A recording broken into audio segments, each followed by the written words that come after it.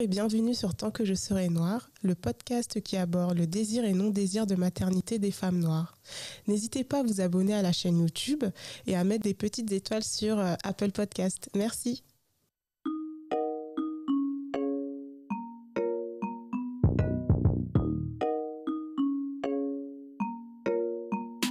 Salut Mélissa. Hello Tipora. Comment tu vas? Ça va très bien et toi? Bien installée? Ah mais bien. Tu vois bien comment je suis à l'aise dans la position que j'ai prise. Je suis à l'aise. Le problème, ça va être au moment de partir là. Quand je me lever. Ça va, je suis à l'aise. En tout cas, t'es toute belle. T'as vu assorti le rose et tout. On essaye. Attends. Comme je t'ai dit tout à l'heure, je viens au podcast de Tant que je serai noire. Donc il faut que... En tout cas, merci d'être là. Ça me fait super plaisir. Merci Franchement, pour l'invitation. Depuis le temps, là, je me disais, Mélissa, là, l'afropolitaine, il faut que je l'aie au podcast. Merci beaucoup. Est-ce que tu veux te présenter aux auditrices et auditeurs? Alors oui, bonjour à toutes et à tous. Alors moi, je m'appelle Mélissa, j'ai bientôt 25 ans. Dans la vraie vie, je suis assistante juridique en cabinet d'avocat et en dehors de cela, j'ai créé il y a quelques mois un média, l'Afropolitaine, qui est un espace de libre parole et de réflexion dédié aux femmes africaines, mais qui est inclusif. Oui. Personne n'est exclu et à travers ce média-là, j'essaye de faire pas mal de choses pour sensibiliser justement ma communauté et également les autres sur toutes les problématiques qui nous concernent. En tout cas, c'est génial. Moi, je vous invite, si vous ne le faites pas, à suivre Mélissa sur les réseaux sociaux. Merci. Elle fait un super taf. Donc voilà, n'hésitez vraiment pas. Merci beaucoup. Du coup, qui était la Mélissa de la jeunesse? Comment était ton enfance? Ah, de la jeunesse. Donc j'ai déjà vieilli. Ah là là là là là là. Oh my God. J'ai vieilli l'enfant. Alors que moi-même, je suis une vieille, tu sais. On va reformuler. Comment était l'enfance de Mélissa? Alors, mon enfance, je l'ai passée en France. Je suis née en France. Je l'ai passée à Aubervilliers jusqu'à mes 17 ans. C'était une enfance, on va dire, relativement calme. Oui. J'ai baigné dans une famille congolaise. Mes parents venaient du pays. Ils sont venus ici en France assez jeunes. J'ai été éduquée de manière assez à contre-courant, on va dire. Dans la mesure où c'est vrai que moi, j'ai baigné dans un univers où c'était plutôt le laxisme qui faisait loi. Oui. Alors que moi, j'ai vécu dans un contexte où c'était l'inverse. D'accord. C'était beaucoup plus, je dirais pas dictatorial parce que ça prêterait à confusion, ça sonne assez mal. Mais je dirais plutôt que c'était un milieu assez disciplinaire où vraiment mes parents tenaient vraiment à ce qu'on ait une bonne éducation, à ce qu'on soit ordonné dans tout ce que l'on fait. Oui. Et surtout que on apprenne dans la vie que notre couleur de peau, en fait, je sais pas trop, j'essaie de ne pas être trop extrapolé tes futures questions, mais juste pour te placer un peu dans le contexte, ils nous ont toujours dit une chose, c'est que là où votre couleur de peau pourrait vous fermer vos portes, certaines portes, votre rigueur, votre sérieux, votre persévérance va les ouvrir. D'accord. Que tout se jouait sur le terrain des valeurs et que si j'avais des valeurs adéquates, que je pouvais tout faire dans la vie, en fait. C'est un peu dans ce contexte-là que j'ai grandi. Super. En tout cas, en fait, c'est comme si tu avais boosté, quoi, en mode rien ne peut t'arrêter, quoi. Ouais, tout à fait. C'est génial. Ça a été un peu peut-être le Yes Weekend version congolaise avant Mr. et Mrs. Obama, mais c'est un peu dans ce contexte-là que j'ai grandi. En tout cas, c'est génial. Et du coup, tu as des frères et sœurs? Oui, j'ai une petite sœur avec qui j'ai 14 mois d'écart. D'accord. Et j'ai 2 petits frères, le premier qui a eu 20 ans et le dernier qui a eu 17 ans. Waouh. Et du coup, toi, tu es la plus grande. Ouais. Alors, c'était comment d'être l'aînée?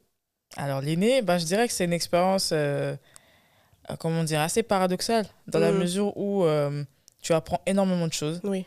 Dans la mesure où tu es un peu l'enfant, on va dire, ça peut peut-être sonner mal, mais un peu l'enfant cobaye. Oui. Dans la mesure où les parents, ils entament leur parentalité avec toi. C'est ça. Ils ne savent pas du tout comment s'y prendre, donc ils apprennent sur toi. Ouais. Toi, tu apprends également sur tes petits frères et sœurs, dans la mesure où tu ne sais pas non plus te prendre en charge, mais tu dois prendre en charge par moment d'autres personnes. Et c'est une expérience en tout cas où tu apprends énormément de choses, mais c'est aussi une expérience quelque part qui te met très vite face aux réalités. Ouais. dans la mesure où, surtout nous les aînés afropéens, afropéennes, souvent, comme nos parents, souvent, je ne sais pas pourquoi, mais quand ils quittent l'Afrique et qu'ils viennent ici, ils ont cet esprit-là de « je n'ai pas besoin de toi pour payer mon loyer ». Du coup, ils se retrouvent isolés et du coup, ils n'ont personne sur qui réellement compter et ils comptent énormément sur leurs aînés. C'est vrai. Donc du coup, tu te retrouves un peu dans cette spirale-là où tu es un enfant comme les autres, mais pas totalement parce que les parents comptent sur toi.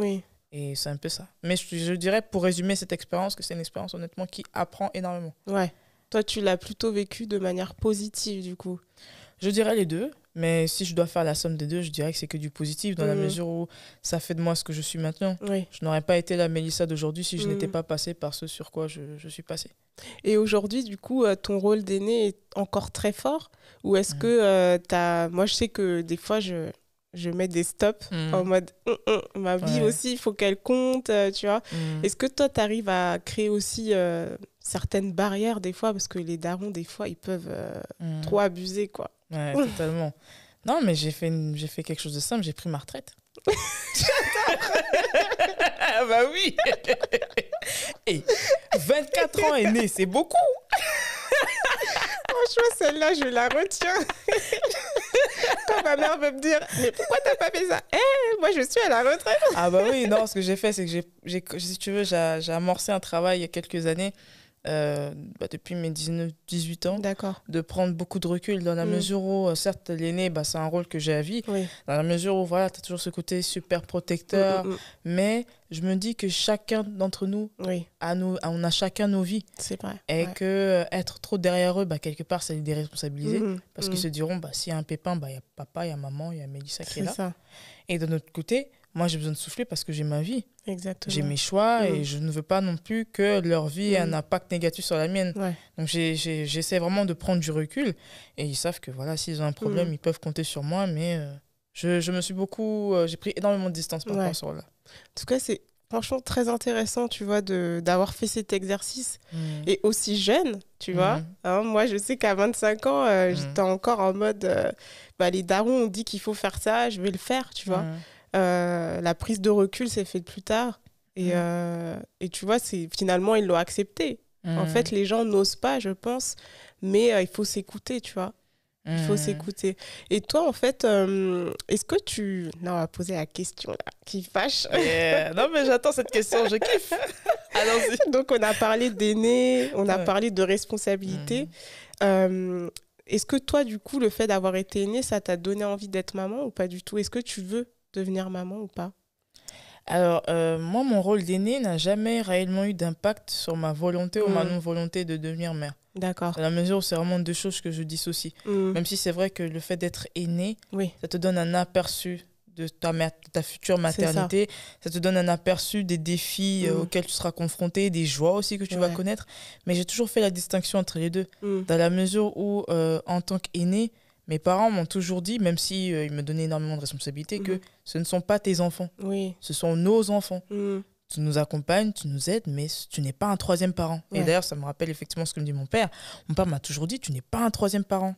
Et c'est d'ailleurs même lui, paradoxalement, même si c'est vrai que sans le vouloir, il a quand même contribué à ce que j'ai cette charge mentale-là par rapport à mon rôle d'aîné. Mais à un moment donné, il m'a dit, écoute, il m'a aussi aidé dans mon lâcher-prise. Donc, si tu veux, j'ai toujours fait la part des choses par rapport à cela. Mais je dirais juste que ça m'a donné un aperçu de ce que de ce qui m'attendrait, je pense. Donc, est-ce que j'ai répondu à toute ta question, du coup? Pas encore, du coup. Ah, okay. Mais je vois que c'est plutôt un oui. Ouais, c'est plutôt un oui, ouais. Donc, tu veux devenir maman? Ouais, j'aimerais beaucoup devenir maman, ouais. Ok. Et du coup, ma question est, quelle est ta relation avec ta maman? Je sais que ça fait très psychanalyse. Non, mais je kiffe. Je kiffe. Parce que c'est des questions qu'on me pose jamais. Donc, honnêtement, ouais, je kiffe. Docteur Tsipora, tu peux y aller. J'adore. Parce que tu as parlé de ta relation avec ton papa, du fait que voilà, il a quand même cadré les choses. Et ça, c'est génial d'avoir un père qui a réussi à t'expliquer que ton rôle, c'est d'être un enfant, certes d'être là pour les accompagner, mais tu restes ma fille, tout comme les autres. Et ta maman, dans tout ça, comment est-ce que c'était? Quelle est ta relation avec elle? Est-ce qu'elle te met la pression ou pas pour devenir maman? Comment ça se passe? Alors, la relation que moi j'ai avec ma mère, c'est une relation en fait qui est plurielle. C'est une relation de mère-fille, c'est une relation de grande sœur, dans la mesure, étant donné que je suis l'aînée, je n'ai pas eu de grand frère ni de grande sœur, je n'ai pas eu notamment également des cousins, des cousines dont j'étais proche. Donc elle a joué ces rôles-là, de confidente également, donc j'ai toujours été très très proche de ma mère et ça l'est toujours. Et par rapport à mon désir de maternité, ce que j'aime beaucoup avec ma mère, c'est qu'elle n'a jamais été dans le jugement. Elle n'a jamais été dans écoute, faut faire des enfants, non. Elle est plutôt dans l'optique en fait de m'encourager dans tous les choix que je réalise. Bien sûr, en tant que mère, elle aimerait que j'aie des enfants, mais elle aimerait pas non plus que je fasse les choses dans la pagaille. Oui. Tu vois, donc que ce soit bien structuré, que je fasse les choses parce que j'ai envie de les faire, au moment où j'ai envie de les faire. Elle crée plutôt un cocon, si tu veux, où je sois à l'aise justement avec la maternité. Et ce que j'aime avec ma mère, c'est que certes, elle n'a pas une éducation où elle osait évoquer certaines thématiques assez sensibles, notamment la sexualité, la maternité, l'accouchement, ce genre de choses. Mais plus le temps avance, plus j'aborde ces questions avec elle beaucoup plus facilement parce qu'elle s'ouvre. Et je trouve que c'est très important pour les mères qui nous écoutent et pour leurs filles qui ne sont pas encore mères, qu'elles aient justement cette ouverture d'esprit d'expliquer ces genres de choses à leurs filles. Parce que j'ai l'impression qu'il y a comme une loi d'omerta chez nos mamans, elles ne nous disent rien. C'est clair. Elles ne nous racontent pas les douleurs de l'accouchement. Elles ne nous racontent pas les douleurs des fausses couches. Elles ne nous racontent pas les défis auxquels elles sont confrontées. Elles ne nous disent pas que voilà, elles rentrent du travail, elles sont fatiguées, mais elles doivent préparer. Elles ne nous racontent pas en fait pas toutes ces peines, parce qu'il n'y a pas que de la peine en étant maman, mais elles ne nous disent pas tous les défis auxquels elles sont confrontées. Elles gardent énormément de choses en elles. Et je trouve que c'est très formateur de dire ces choses-là aux futures mères qui sont leurs filles. Clairement. Parce que je suis persuadée que quand on est avisé, on est meilleur. Et c'est ça le problème de notre communauté, c'est qu'on ne se dit pas les choses. Il y a ce problème-là de transmission, de passation de pouvoir dans notre communauté. Et je trouve que c'est un peu triste. Ouais, il y a beaucoup de tabous. Et c'est paradoxal parce qu'on est censé être dans des cultures de transmission. Voilà, je vais te montrer comment faire tel plat, comment t'occuper de ton futur mari, tous ces trucs. Mais les trucs pratiques qui vont être vraiment... qui vont éviter certains traumas, hein, parce que... l'accouchement, il faut l'expliquer quand même, parce que c'est un truc, quoi. Mais le problème, c'est quoi? C'est qu'on est plutôt dans une ère... Alors, je ne sais pas comment ça se passait du temps de nos ancêtres. J'étais pas de ce monde et malheureusement, on n'a pas beaucoup de récits qui nous expliquent réellement comment ça se passait. Mais ce que je trouve, en tout cas, de notre génération et celle de ma grand-mère, je pense, c'est que ils partent, tout le monde, je mets tout le monde dans le même sac, même s'il y a des exceptions, mais généralement, grosso modo, tout le monde part du principe que tu dois savoir. Tu es une femme, tu dois savoir. C'est ça. Tu es une femme, tu dois savoir préparer. Tu dois savoir t'occuper d'un mari.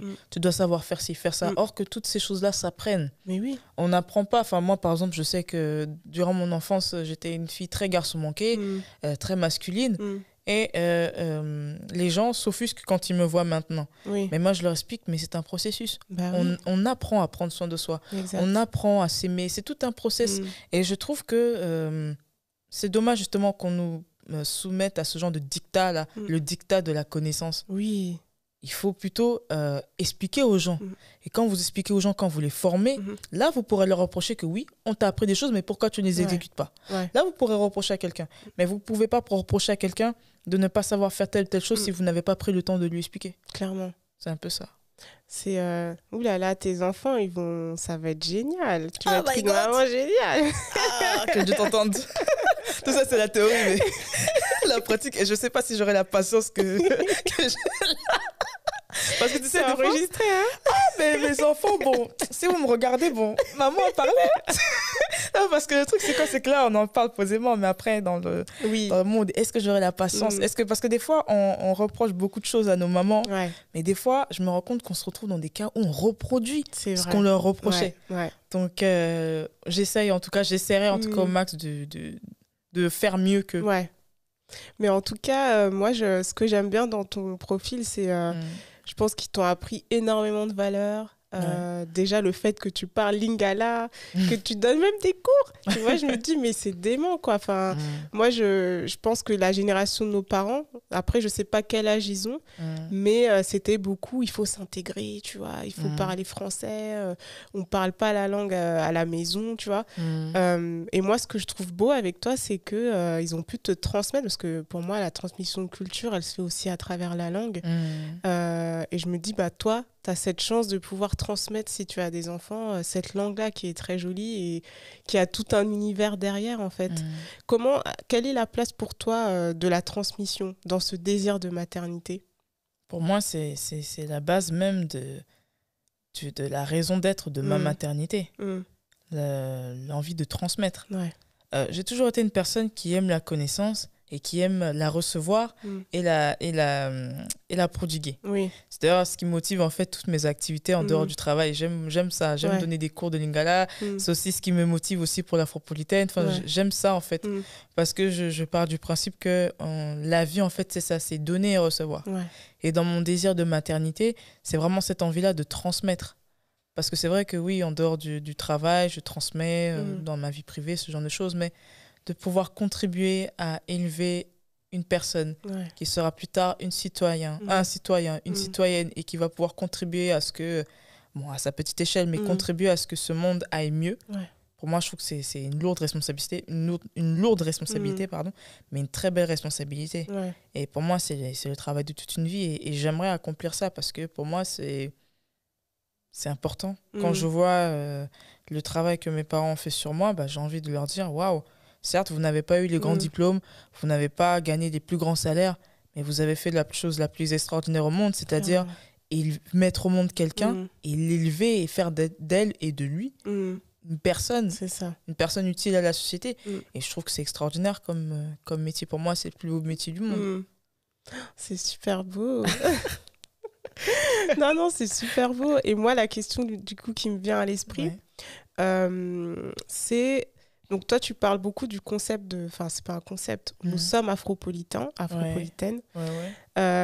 Comment tu conçois cette transmission à travers cette notion d'afropolitain? Parce que souvent, on a aussi cette... moi, j'ai des filles qui autour n'ont pas envie d'avoir des enfants parce qu'elles se disent, déjà, je me connais pas assez. Voilà, moi-même, je suis née ici, mais mes parents sont nés ailleurs. Ils essayent de transmettre un peu ce qu'ils ont pu. Et j'ai pas l'impression d'être complète. Comment moi-même, je vais pouvoir transmettre et créer en fait des futurs afropolitains 2.0 ou je sais pas, 3.0? Est-ce que c'est un truc, comment toi, tu verrais l'afropolitain de demain? Je sais pas si c'est une question, ça me vient à l'esprit comme ça, là, mais je fusionne. Alors, elle est plus réelle, ta question. La première question, c'était, tu faisais allusion à ton ami qui ne se sentait pas totalement, qui n'avait pas suffisamment de... qui ne se connaissait pas assez. Exact. Moi, je dirais tout simplement qu'on ne se connaît jamais assez. On ne se connaît jamais assez. La personne que tu es à l'heure actuelle, c'est peut-être pas la personne que tu étais peut-être hier. C'est clair. Peut-être qu'hier que tu voyais les choses différemment. Peut-être qu'hier tu ne te serais pas vue en train de faire un podcast. Avec ce que tu fais, bah, tu te découvres des dons. Tu découvres que tu as cette façon-là de faire parler les gens, de les mettre à l'aise. Enfin, je pense qu'on se découvre chaque jour. Donc je dirais que c'est dommage d'attendre de se connaître assez pour essayer les choses. Parce que je pense que même la veille de notre mort, on ne se connaît pas assez. C'est vrai. Parce qu'on découvre peut-être qu'on n'a pas peur de la mort le jour où on va mourir. Pas mal de choses. Donc je dirais juste que j'ai oublié le reste de ta question. Au moins, c'était sincère. J'ai voulu continuer. J'ai oublié le reste. J'adore. Faut que je t'invite plus. Hein. Ah, y a pas de souci. Moi, ça me fera moins travailler parce que préparer les questions là, les gens réalisent pas, mais se retrouver de ton côté là, où tu interviews les gens, ça te fait chauffer les ménages. T'as vu ça? Là, je suis bien. J'adore. Donc du coup, ma question c'était, pour toi, quel est l'afropolitain 3.0? Comment tu conçois en fait les enfants que tu vas avoir? Ça va être des afropolitains, mais d'une autre génération en fait. Et du coup, comment est-ce que toi tu penses qu'ils vont être dans une société où ils sont censés être ancrés? Comment toi tu vas faire, je reformule, comment tu vas faire en sorte qu'ils soient bien en fait en tant qu'afropolitain, parce que nous tu vois on le découvre Moi, je sais que ce terme-là, je trouve qu'il colle vraiment à nos peaux parce qu'il n'y avait rien, en fait, pour nous définir. Mais est-ce que nos enfants, ou tes enfants, du coup, tu pourras parler d'eux comme des afropolitains? Totalement. Totalement, dans la mesure où, pour moi, un afropolitain, une afropolitaine, c'est une personne métisse. Ouais. C'est vrai qu'on associe beaucoup le métissage à la couleur de peau, au fait d'avoir un parent blanc et un parent noir. Pour moi, le métis, c'est d'abord culturel. Ouais. Dans quel milieu culturel il baigne. Et moi, je suis née et j'évolue toujours dans un milieu qui est culturellement métis. Ouais. Mes parents viennent d'ailleurs, je suis d'ici, je suis mêlée entre les deux cultures. Ouais. J'adore la rumba congolaise, j'adore les tresses, mais mon plat préféré, c'est le gratin dauphinois. Je n'aime pas le pondou. C'est un sacrilège chez moi. C'est un sacrilège. Une Congolaise qui n'aime pas le saka-saka, qui n'aime pas le pondou. C'est un sacrilège, mais c'est comme ça que je suis. Et je pense que mes enfants vont également naître dans cette configuration-là, dans la mesure où moi, je vais leur transmettre ce que j'ai. C'est-à-dire cette culture métisse-là. Ouais. Et ils vont certainement baigner dans un milieu qui sera encore plus métisse. C'est vrai. Dans la mesure où le partenaire avec qui je suis viendra certainement d'ailleurs également. Ouais. Avec une éducation différente. Donc, tout ça va faire en sorte qu'ils seront vraiment des afropolitains 3.0. Mais pour moi, la meilleure façon pour moi de les aider dans leur cheminement, c'est de leur donner le maximum de connaissances. De ne pas du tout faire de la rétention d'informations, ce que malheureusement beaucoup de nos parents ont fait. C'est clair. Mais je ne peux pas leur reprocher ça dans la mesure où ils ont vécu dans une ère où on leur refusait le droit d'exister. Ouais. D'être eux. Et ils l'ont malheureusement embrassé, cette idée. Nous, on est plutôt dans une démarche de revaloriser justement ce que l'on est vraiment. Et je dirais que c'est notre responsabilité à nous de faire d'eux des afropolitains 3.0. Nos parents ont fait de nous ce qu'ils pouvaient faire. Nous, on a leur parcours, plus le cheminement, toutes les connaissances auxquelles on a accès. Donc, pour moi, c'est ça, en fait, leur apprendre le maximum pour qu'ils puissent me dépasser. Parce que je pars du principe que mes parents, certes, avec les moyens qu'ils ont eus, ils ont atteint peut-être le point B. Ouais. Moi, j'essaie d'atteindre le point F. Mes enfants, s'ils peuvent atteindre le point Q, ce serait magnifique. Donc, c'est un peu ça, en fait, ce que je vais essayer de faire. C'est tout un cheminement. C'est super beau. En tout cas. Non, mais c'est vrai, tu dis des jolies phrases et c'est réel, en fait. C'est pas que du blabla. Ouais. Et j'avais lu un article où tu reprenais la phrase de Felwine Sarr. Le fait qu'il faut qu'on pense, en fait... je sais plus c'était quoi. Penser nos pensées. Voilà, exactement. Et ça, je trouve que c'est exactement ça ce qu'on fait là, tu vois, donner la voix, faire en sorte que on mette en lumière, tu vois, cette pluralité de culture qu'on peut avoir, cette richesse culturelle. Donc bravo, franchement. Keep going. Thank you. Merci beaucoup. Du coup, je ne sais pas si tu voulais ajouter un élément par rapport à tout ce qu'on vient de dire. Est-ce que tu veux ajouter quelque chose par rapport à la maternité? Est-ce que tu as eu des doutes ou est-ce que tu as toujours su, parce que tu ne l'as pas répondu, est-ce que tu as toujours su que tu voulais être maman ou c'est un truc qui est arrivé plus tard? Je dirais que c'est parti du... Je pense que toute fille, la plupart des filles, peut-être les filles qui naissent actuellement, je pense que les filles de notre génération et plus âgées, quand elles naissent, quand elles grandissent, elles se disent que devenir maman, c'est normal. Elles ne se posent pas du tout toutes les questions qu'on se pose. Pour elles, la maternité, après les études, c'est le mariage. Après le mariage, c'est la maternité. C'est une suite logique. On n'est pas du tout dans un process de se poser réellement des questions, de vraiment... poser les bases en fait d'une maternité consciente. On n'est pas du tout dans cette optique-là. C'est vraiment maintenant que ça vient. Donc moi, si tu veux, petite, bien sûr que je voulais être maman. Je voulais aussi avoir une petite fille, la coiffer comme moi, ce genre de choses.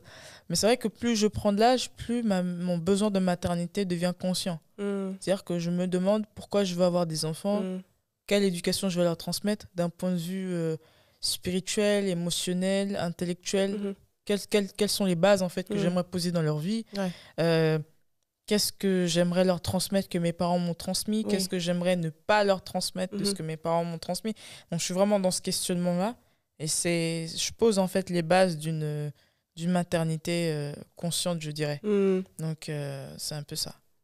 Et moi je rebondis sur ce que tu as dit en off, c'est ce côté tout est spirituel en fait. Ah oui. Et si t'as pas pensé à la chose... Pour moi, c'est important dans la mesure où je suis convaincue d'une chose. Bon, je viens pas ici prêcher la bonne parole, hein, ne vous inquiétez pas. Mais je dirais juste que le spirituel influe sur le matériel. On vit dans une société où on se base énormément sur ce qu'on touche. Ouais. Mais ce qu'on touche résulte d'une pensée, résulte d'un process, résulte d'une imagination. L'avion que l'on voit aujourd'hui, bah, c'est quelqu'un qui a rêvé. Qui a rêvé, et ça a ensuite petit à petit donné lieu à cet avion-là qu'on utilise et qui nous est maintenant indispensable. Donc quand je parle du spirituel, c'est vraiment de savoir vers où vous voulez l'orienter, cet enfant. Parce que cet enfant-là n'est pas seulement fait de chair, il est aussi fait d'esprit. Donc sur quelle vision spirituelle vous voulez l'orienter. Après, certes, cet enfant-là fera ses choix plus tard, mais de lui donner des bases. Parce que les valeurs que j'ai, que tu as, résultent en fait de la mentalité spirituelle de nos parents. C'est vrai. Tu vois ? C'est vrai que les gens relient souvent le spirituel à la religion. Moi, je suis vraiment je fais partie de la team qui fait vraiment la différence entre les deux. On peut ne pas donner forcément une direction religieuse à un enfant, mais on peut lui donner des valeurs spirituelles. Et pour moi, ce sont des valeurs immuables parce que ce sont des valeurs qui vont l'accompagner partout. Donc, c'est plus dans cette optique-là que je me situe. D'accord. En tout cas, c'est super. Ton concept est super clair. Donc, avant de t'abandonner comme ça, là, j'ai quand même des questions. Déjà ah ouais, c'est si court que ça. Ah, moi, je suis à l'aise ici. On peut encore discuter. Hein. Ah oui, moi, je suis là. Moi, j'avais une autre question, peut-être. C'est parce que j'ai quand même écouté les potes. Tu as dit que tu n'as pas été beaucoup interviewé, mais moi, j'ai trouvé que tu avais parlé donc déjà sur ta plateforme où tu parles justement de ton passage chez les témoins de Jéhovah. Comment c'était perçu, en fait, la maternité? Moi, je ne connais pas du tout. Est-ce que c'était... Je pense que oui, que être mère, c'était genre passage obligé, je suppose. Après, c'est à toi de me corriger. Est-ce qu'à l'époque... Du coup, tu réfléchissais déjà à ça ou c'est venu plus tard ou ça n'a rien à voir? Alors, pour être bref sur les témoins de Jéhovah, alors la maternité, ce n'était pas forcément le passage obligé, mais quand vous étiez seul et sans enfant, vous étiez mis de côté. Vous étiez pointé du doigt. Enfin, si tu veux, ce sont des réalités qui ne disent pas leurs mots, mais qu'on ressent profondément dans l'atmosphère. C'est un peu ça. Et la maternité, bien sûr que j'y ai pensé. Après, c'est vrai qu'eux, ils sont dans une optique où voilà, la maternité doit se faire dans un contexte donné. Une maternité qui se fait hors ce contexte-là est moins considérée. Donc, c'est un peu ça. Mais après, c'est vrai que oui, bien sûr, en voyant les autres femmes autour de moi, bien sûr que je pensais à la maternité. Mais moi, ma chance, c'est que je me suis pas tellement... J'ai jamais pris, en fait, ces femmes-là comme référence pour ma maternité. Je me suis vraiment concentrée sur ma mère et les maternités de ma grand-mère. Moi, c'est plus dans ce cocon-là familial que je me suis référée. Et c'est vrai que c'est plus là-dessus, en fait, que je me suis référée. Donc, je me dis c'est une très bonne chose parce que je me dis si je m'étais référée aux maternités des autres, bah, peut-être que je n'aurais pas forcément eu envie d'avoir des enfants, peut-être. Je sais pas. Ou peut-être que j'en aurais peut-être eu envie, mais peut-être que j'aurais pas été dans un élan peut-être plus conscient ou peut-être que j'aurais eu plus de peur parce que, par exemple...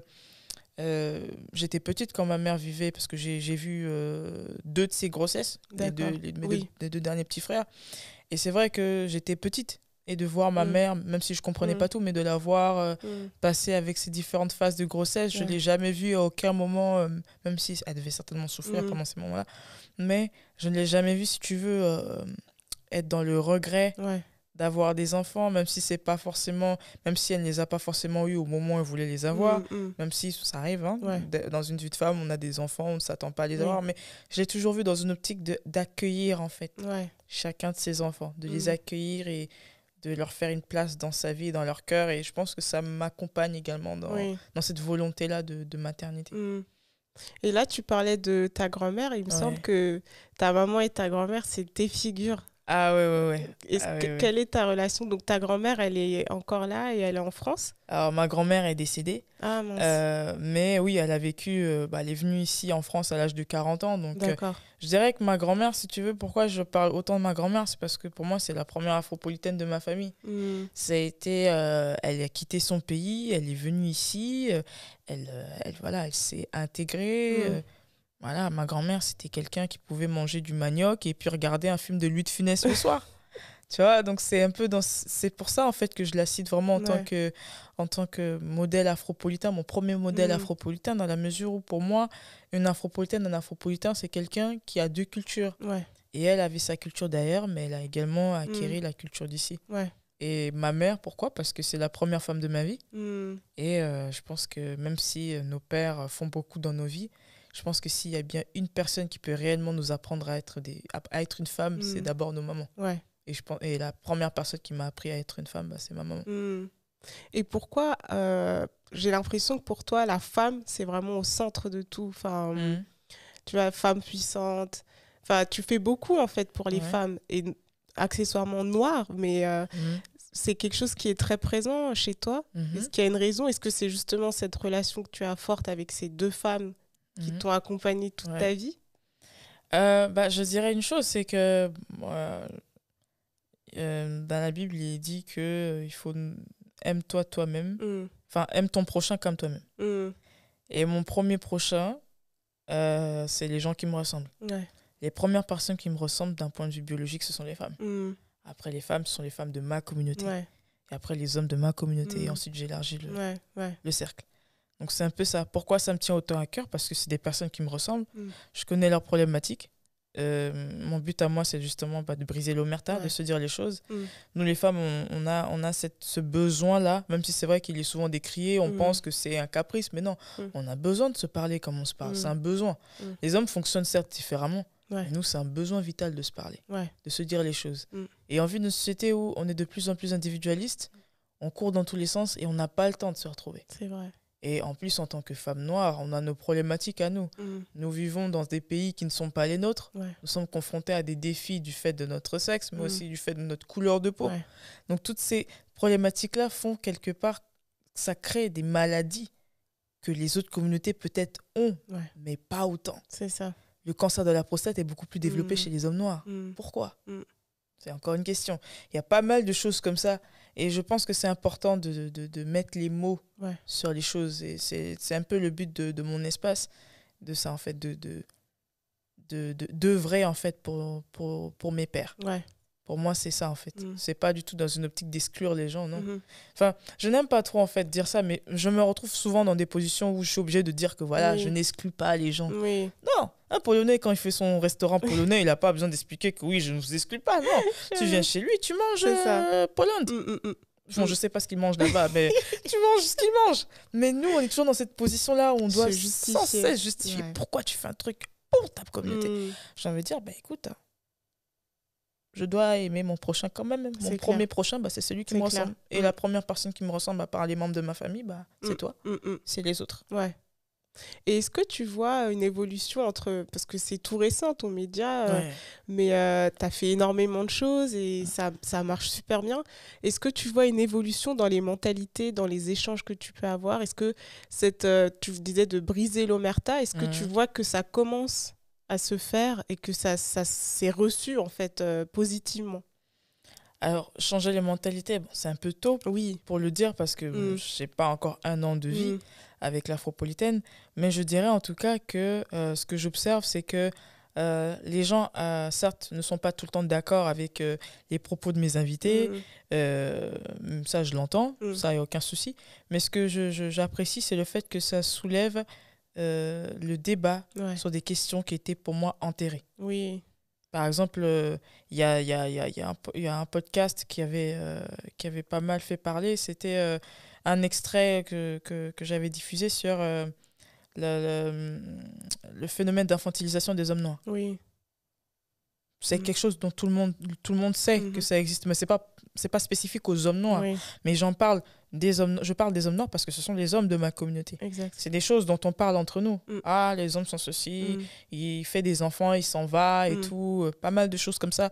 Mais pour moi, c'est important qu'on se retrouve et qu'on en parle. Oui. Pour moi, c'est pas, si tu veux, c'est pas normal pour moi d'en parler sur TF1 ou d'en parler sur M6, même si c'est des chaînes que je regarde et que j'apprécie.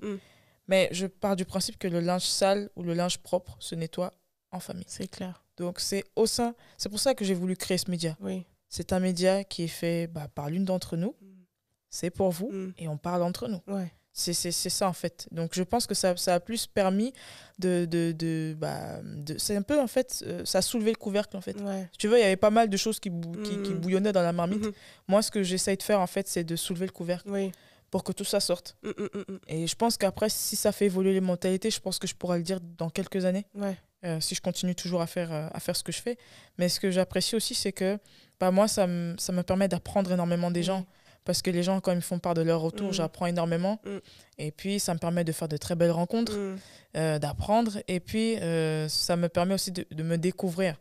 Parce que c'est vrai du fait d'être né de parents qui ont quitté l'Afrique et qui sont venus ici, nous, les enfants afropolitains, on a plutôt été élevés dans une optique de ne pas faire réellement ce qu'on voulait, mais de faire ce qui nous permettait de remplir nos ventres. Exact. On nous dit, trouve une formation qui te permette de gagner ton pain. Tous nos parents, la plupart nous ont dit ça. C'est clair. Pas parce qu'ils ne voulaient pas qu'on se réalise, mais parce qu'ils ont tellement galéré qu'ils se disent, nos enfants ne galérez pas. T'aimes pas faire aide-soignant? Fais quand même, il y a du boulot dans le domaine. Et du coup, ça fait qu'on est tellement axé sur le fait de chercher à remplir nos ventres, qu'on ne cherche pas du tout à savoir de quelle façon on peut alimenter nos esprits, comment on peut justement exploiter tous les dons qui sont en nous. La raison pour laquelle c'est rare, mais de voir par exemple des noirs boulangers, c'est pas qu'on n'a pas de talent, mais certainement qu'on n'a pas été forcément orienté vers des secteurs qui nous permettaient de développer nos capacités. Donc je dirais que l'afropolitain me permet justement d'exploiter tous les dons en fait, tous les dons en tout cas qui sont en moi, et j'adore. C'est top. En tout cas, c'est très réussi. Merci. Donc, keep going, comme je disais. Merci beaucoup. Et là, je vais pouvoir t'abandonner parce que j'ai eu toutes mes réponses. Mais il en reste encore quelques-unes. Ok. Donc, la première, c'est, est-ce que tu peux me citer une chanteuse afrodescendante que tu kiffes? Alors, la chanteuse afrodescendante que je kiffe, j'ai appris à kiffer très, très tard. Ouais. Beyoncé. Ah ouais? Très, très tard. Moi, j'aimais pas Beyoncé, moi, avant. Tu fais partie de la team des... Non, Beyoncé. Mais comment ça se fait que maintenant, tu l'apprécies? En fait, je l'apprécie maintenant. Pourquoi? Parce que j'ai pris conscience, en fait, de sa rigueur. Avant, moi, je l'aimais pas. Pourquoi? Parce que je trouvais qu'elle contribuait un peu à l'hypersexualisation des petites filles, je trouve. Ouais. Quand j'avais 8-9 ans, elle était tout le temps là en train de balancer son popotin. Bon, elle a un beau popotin, hein. Faut se dire les choses. Elle a ce qu'il faut là où il faut. Mais je trouvais que c'était un peu trop. Ouais. Et au fur et à mesure que je grandis, je me rends compte que ce que j'apprécie chez cette femme, je n'apprécie pas tout chez elle, mais ce que j'apprécie chez elle, c'est sa rigueur. Ouais. Elle montre en fait aux petites filles noires et à toutes celles du monde et aux femmes noires que nous sommes, qu'avec du travail, avec de la rigueur, on peut tout faire. Exact. Et ça contrecarre un peu le discours dans lequel on a grandi, un discours de fatalisme, je dirais, où on se dit « Ah, je suis noir, je ne vais pas pouvoir rentrer là. » Non, certes, tu es noir, mais si tu es courageux, si tu es persévérant, si tu es rigoureux, si tu es sérieux, même le plus grand raciste aura besoin de toi. Il ne pourra pas se passer de toi. Parce que tes valeurs parlent d'elles-mêmes. Ton travail parle de lui-même. Et c'est ça que j'aime avec Beyoncé. Beyoncé est à l'heure à ses concerts. Quand elle débarque, tu sens qu'il y a un travail de fond. Tu sens que, bon, elle n'a pas le niveau de Jackson, même si elle veut l'atteindre. Mais honnêtement, comme figure féminine noire, je trouve qu'elle fait un travail énorme. Et je pense que nos filles ont besoin de ce genre de modèle. Ouais. Est-ce que tu as un titre d'elle qui me vient à l'esprit qu'on tout de peut suite? Passer Formation. Pour moi, c'est un hymne. Hein. C'est clair. C'est un hymne pour nous. Ouais, clairement. Quand c'est sorti, c'était dément, quoi. Enfin, la claque. En plus, c'est le moment où elle commençait à... Parce que Beyoncé, voilà, il y a eu cette polémique un peu de... Elle a découvert qu'elle était noire. Ah bon. Tu vois? Moi, je suis pas trop d'accord avec ça, dans la mesure où... Moi, je dirais qu'elle me fait penser à Whitney Houston. Whitney Houston, elle a baigné dans une ère où elle avait besoin de s'adapter. C'est un peu comme ce que me disait un réalisateur de film. Elle me disait que malheureusement, les films comiques, entre guillemets, un peu du style Black Micmac, ils étaient vitaux pour que les films conscients passent derrière. Tu vois, donc moi je pense qu'au contraire, Beyoncé est passée par la phase où voilà, il fallait qu'elle passe pour la fille noire américaine qui s'intègre et tout. Mais il n'y aurait pas eu Tiwa Savage s'il n'y avait pas eu Beyoncé dans les années 2000. Tu vois, donc je pense que non, il faut pas... Après, je peux comprendre certains propos qu'on peut tenir, mais elle s'est adaptée. Et je pense que maintenant, pour qu'elle puisse justement affirmer son africanité, elle a dû passer par là. Et on peut que saluer son courage. Hein. C'est comme Michael Jackson. il a certes fait des choix qui ne nous plaisent pas Ouais. forcément, mais s'il n'y aurait pas eu Jackson, il n'y aurait pas eu tous ces mondes-là. Exactement. Tu vois, il a ouvert la porte, en fait. Totalement. L'afrobeat, il y a quelques années, ça n'aurait peut-être pas existé. Ouais. Ou en tout cas, ça n'aurait peut-être pas eu la renommée que ça a aujourd'hui. Mm. Donc moi, je dis que c'est juste un passage par lequel elle est passée, mais maintenant qu'elle a la possibilité de la réaffirmer, ben, elle le fait très très Ouais. bien. Elle a mis en lumière des stylistes. Ouais. Grâce à elle, je crois qu'il y a un photographe noir qui a photographié pour la première fois Oui. sur la couve de C'est Vogue, vrai. je crois. Ouais. Elle a fait pas mal de choses et elle continue à en faire. Donc pour ça, bah, j'ai envie de lui dire merci Queen Bee. En tout cas, très bon choix. Vous êtes beaucoup à dire Beyoncé, mais j'ai bien aimé, toi, ton argumentaire. Merci. On essaie de faire la différence. On sent la juriste. Hein. T'as bien défendu le cas Beyoncé. Bon, je suis pas juriste, mais on essaye quand même. Tu vois, tu te présentes au début de l'interview, tu dis que tu es assistante juridique. Si tes arguments sont... tu n'es plus crédible. En tout cas, très bon choix. Deuxième question. Ouais. Est-ce que tu as une actrice afrodescendante toujours que tu apprécies, qui pour toi, dans la vie privée ou dans son rôle qu'elle joue au cinéma, embrasse son choix de maternité ou de non-maternité? Alors, bonne question. Qui embrasse son choix de maternité, de non-maternité. Ou qui a un lien avec sa maman, enfin quelque chose qui soit lié du coup au fait d'être maman, d'avoir une maman, une relation un peu compliquée. Moi, je dirais que je dirais Whitney Houston. Whitney Houston avec sa fille. Après, c'est vrai que c'est une histoire assez dramatique. Mais je dirais que moi, ce que j'apprécie avec Whitney Houston, c'est malgré tous les déboires qu'elle a eus, elle a toujours cherché à maintenir ce lien-là avec sa fille jusqu'à la fin. Bah ouais, elles se sont même suivies, quoi. C'est horrible. Hein, mais et je trouve, moi, ce que je retire en tout cas de positif dans cette expérience négative, c'est que c'est très facile de rester soudé à quelqu'un quand tout va bien. Ouais, mais quand ça va pas, là... C'est très, très facile de rester soudé à quelqu'un quand tout va bien. Mais de rester soudé avec une personne quand tout va mal, c'est encore autre chose. Ouais. Et ça m'a conforté également dans l'optique que c'est très important de faire un travail sur soi avant d'avoir des enfants. Parce que tout le travail que l'on ne fait pas sur soi, on refait les mêmes erreurs sur nos enfants. Par exemple, moi, je vais prendre mon exemple personnel. Je suis très, très sucrée. Il y a du diabète dans ma famille. Et je sais pertinemment que si je ne travaille pas sur le sucre maintenant, même si, voilà, devant l'enfant, je peux faire semblant de manger des carottes râpées et des épinards, il va me voir manger des gâteaux et ça risque d'influencer sa façon de faire les choses. Donc, ça m'encourage, en fait, à faire un travail sur moi d'abord. Oui. Quitte à ce que ça prenne plusieurs années, quitte peut-être à ce que ça retarde peut-être ma maternité. Mais au moins, quand j'aurai des enfants, je vais leur transmettre les plus belles choses que j'aurai, en fait. Ce ne sera pas parfait.